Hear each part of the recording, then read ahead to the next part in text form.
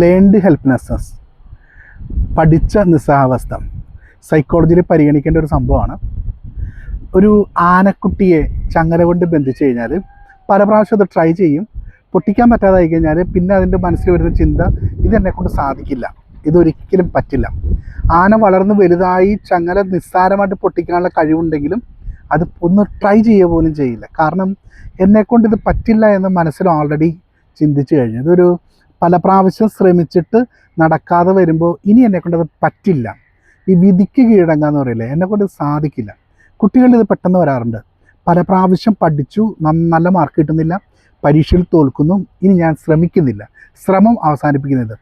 നല്ല ജോലിയിൽ ശ്രമിച്ച് വീണ്ടും അത് പഠിക്കാൻ, ജോലി ഇമ്പ്രൂവ് ചെയ്യാനായിട്ട് പല പ്രാവശ്യം ശ്രമിച്ചു, പിന്നെ നടക്കാതായി കഴിഞ്ഞപ്പോൾ എല്ലാ ശ്രമവും ഉപേക്ഷിച്ച് എന്നെക്കൊണ്ട് പറ്റില്ല, ചിലപ്പോൾ റിസൈൻ ചെയ്ത് പോകുന്നു, ജീവിതത്തിൻ്റെ പുറകിലേക്ക് പോകുന്നു, ഡിപ്രഷനിലേക്ക് പോകുന്നു. ഈ ഒരു സംഭവം നമുക്ക് മാറ്റാനായിട്ട് സാധിക്കും.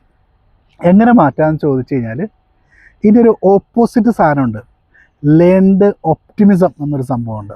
എന്ന് പറഞ്ഞാൽ എന്നെക്കൊണ്ട് പറ്റും, ഐ കാണ്ട്, എനിക്ക് പറ്റില്ല എന്നതിൽ നിന്ന് ഐ വിൽ ട്രൈ, ഒന്ന് ശ്രമിക്കാം എന്നതിലേക്ക് എത്തിക്കഴിഞ്ഞാൽ തന്നെ വിജയിച്ചു എന്നുള്ളതാണ്.